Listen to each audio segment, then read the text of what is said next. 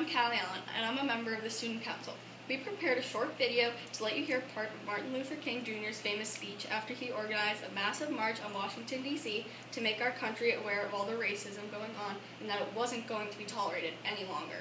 On Monday, we have a day off from school to honor this incredible man who did so much to secure civil rights for the people in this country. Hi, I'm Ava LeDuc. King was a peaceful rights defender, choosing to fight for civil rights in a non-violent way. On the day that King led the march on Washington, D.C., he had a meeting with President John F. Kennedy. At the end of this march, King gave his most famous speech standing on the steps of the Lincoln Memorial in Washington, D.C. The name of his speech is I Have a Dream. Today, the members of the Student Council will read parts of the speech so you can hear the great words of Martin Luther King Jr. I say to you today, my friends, that in spite of the difficulties and frustrations of the moment, I still have a dream.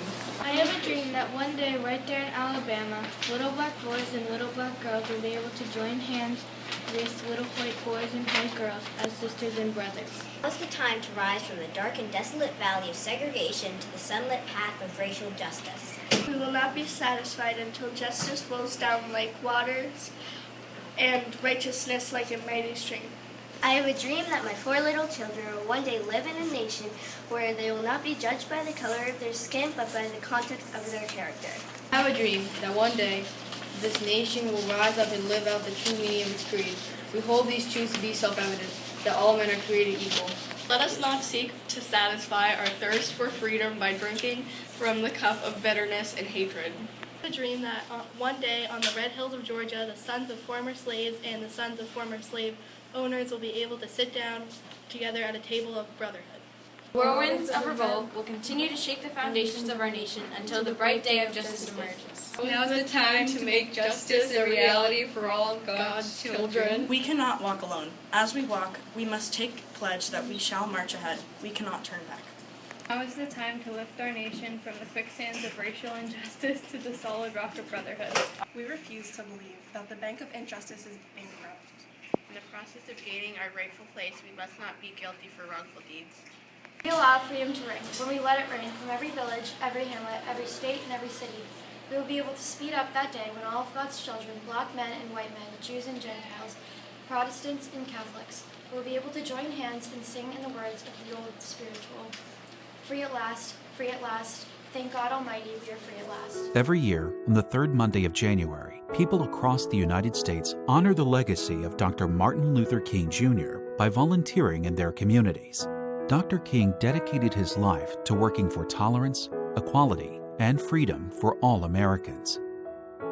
Martin Luther King Jr. was born in Atlanta, Georgia on January 15, 1929. He is best known as a civil rights activist who spoke out against segregation and unequal treatment based on a person's race.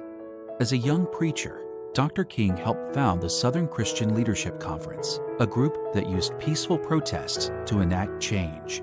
Dr. King and the SCLC participated in many of the biggest events of the civil rights movement in the 1950s and 60s, including the Montgomery bus boycott, the Selma to Montgomery marches in Alabama, and the March on Washington. These events raised awareness of racial inequality in the United States and ended many segregation practices.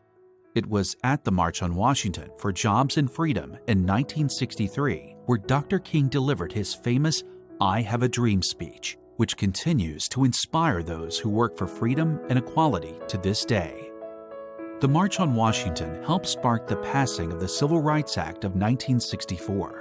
This law banned discrimination and segregation based on race, color, religion, sex, and country of origin. Martin Luther King Jr. was a charismatic leader who inspired people from all around the world by speaking out against the moral errors of segregation. He and other civil rights activists spurred real, positive change in the lives of millions of African Americans. In 1964, Dr. King was awarded the Nobel Peace Prize for his leadership and commitment to the American civil rights movement. On April 4, 1968, while in Memphis, Tennessee for a protest, Dr. King was assassinated on the balcony of his hotel by a white supremacist named James Earl Ray. the news of his death spread outrage and sorrow around the globe. Representative John Conyers from Michigan introduced legislation for a holiday dedicated to Dr. King only 4 days after his death, but many members of government tried to stop the bill from passing. Congressman Conyers started a petition in favor of the holiday, which was signed by 6 million people from all over the country.